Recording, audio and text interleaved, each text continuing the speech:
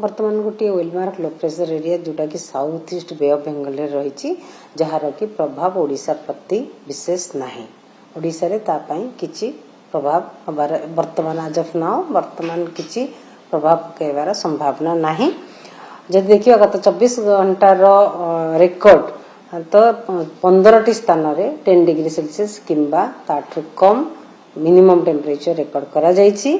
ता सहित सब लोएस्ट मिनिमम टेम्परेचर रेकर्ड करा जायछि झारसुगुड़ा ठारे 5.1 डिग्री सेल्सियस जोटा कि हमर प्लेन एरिया रहिछि आ हिल स्टेशन मध्य रे जी उदयगिरी ठारे 6.8 degree Celsius minimum temperature record करा जायछि। ता सहित भेरी डेंस फॉग दुईटी स्थान रे जेमति कि बौद्ध नयागढ़ जिल्ला रे कामा स्थान रे देखा जायछि आ डेंस फॉग मध्य कामा स्थान रे कोरापुट आ फुलबाणी रे देखा जायछि। अलगा जिल्ला गुडी करे मध्य किछि किछि जिल्ला रे हल्कारू मध्यम कुहुड़ी देखा जायछि। आ वर्तमान रहिछि हमर दारिंगबाड़ ठारे जेमति राउरकेला ठारे 6.6 डिग्री सेल्सियस रेकर्ड करा जायछि।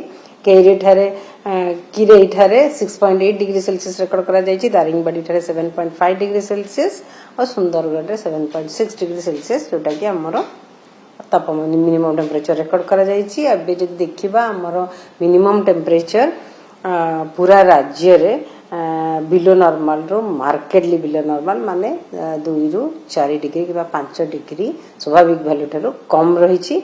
ता सहित वर्तमान हमर फॉग रहिबो आगामी 24 घंटा पई फॉग पई वार्निंग दिया जायछि। कोडी पई फॉग मोस्टली कोडी हमर उपकूलवर्ती अंचल रे जिल्ला गुडी का ता सहित बौद्ध नयागढ़ कोरापुट मयूरभंज केउंझर देवगढ़ संबलपुर कोरापुट कंधमाल कलाहांडी जिल्ला रे मध्य हल्कारू मध्यम कोडी देखा जिवो। ता सहित कोडी पई मध्य हमर वार्निंग जारी करा जायछि। जेमति कि रहिबो हमर वार्निंग रहिबो डेंस फॉग रहिबो काम स्थान रे बौद्ध नयागढ़ खोर्धा बौद्ध नयागढ़ कंधमाल एवं कोरापुट जिल्ला रे आगामी 24 घंटा पर्यंत ता परवर्ती समय रे डेंस फॉग हेबार संभावना नै। सेति पई वार्निंग दिया जाय नै। आगामी 24 घंटा पई वार्निंग दिया जायछि डेंस फॉग रो किंतु कोल्ड वेव हबार संभावना रहिछि आगामी 3 दिन पर्यंत।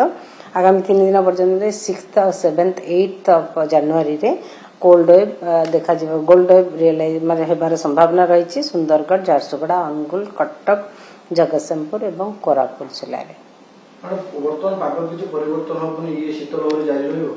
आगामी 4 दिन जब देखिबा टेम्परेचर फोरकास्ट आगामी 3-4 दिन पर्यंत न्यूनतम तापमात्रा रे विशेष परिवर्तन हेबार संभावना नाही किंतु 1 डिग्री 1 डिग्री और 1.5 डिग्री ह्रास पाइबार संभावना रहिछि। ता परवर्ती समय 4 दिन परे तापमात्रा रो वृद्धि हेबार संभावना रहिछि बाय 2 to 3 डिग्री सेल्सियस। हम आ गोटे कथा कहबा दक्षिण पूर्व बंगोपसागर सृष्टि लघुचाप नै गोटे भयभीत अछन ताकु नै कोन आकलन करा जाय एवं ये राज्य प्रति अछि कि नै किछि भयभीत हबार नाही। हमर राज्य को यार इंपैक्ट हबार विशेष संभावना नाही।